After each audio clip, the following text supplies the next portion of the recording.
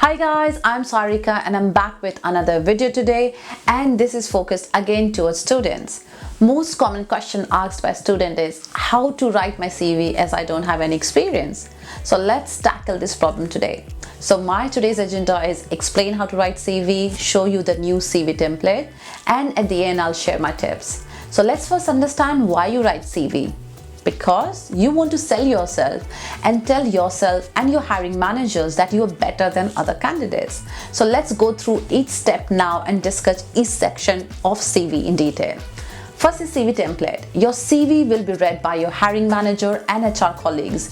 You need to remember that they would receive a lot of application for one job post. So your CV should be grab attention so that the first thing you need to think of the right CV template. Please do not use the old tradition format. In fact, be creative and use something which is different from the crowd, like this colorful template as shown on the screen. So when I receive traditional CV format versus the new creative CV format, I pay more attention to the creative CV template. Now, number two, the second important thing is the length of the CV, which shouldn't be more than one page as you don't have any experience. Number three, start your professional picture on the top left corner. Also make sure your LinkedIn profile has the same picture as your CV picture. Number four, font. Use simple fonts like Arial and size 11 or 12. Don't use any fancy font. Number five, format and structure. You should clearly divide sections in bold so that it's easy to identify which section is what, like this template. Number six, personal introduction at the top. Tell about yourself in few lines. What are you capable of doing and what is your aim? Summarize your offerings and let people know about your skills and background. Say if you are a developer, tell them what you like about coding and what is your goal in life. So you have to add few punchlines so that people will be interested to check out the remaining section of your CV. Number seven, personal information. As per the new template, provide your personal information just below your introduction. You just need to provide your phone number, which country you are from, if you're applying from overseas, LinkedIn profile link, and your personal email ID. Number eight, education. In this section, give details of all the education you have so far, like your schooling details, name of school, year, and also your grades. Then follow up with your graduation or master's degree with the same details like name of university or college, when you enrolled and when you passed out, and then the grades you received.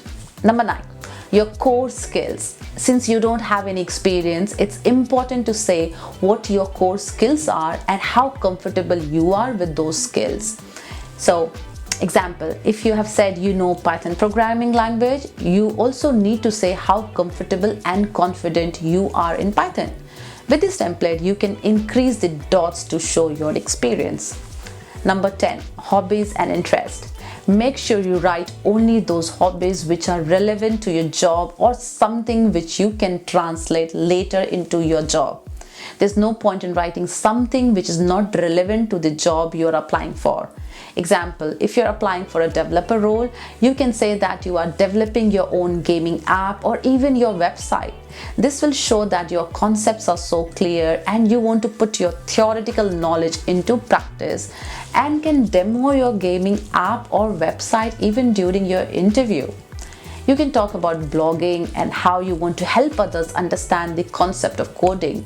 This will show that you want to help your team members and help them grow in their role as well. So think about all the hobbies which you do outside your university and how you can tie up here together for the role you are applying for.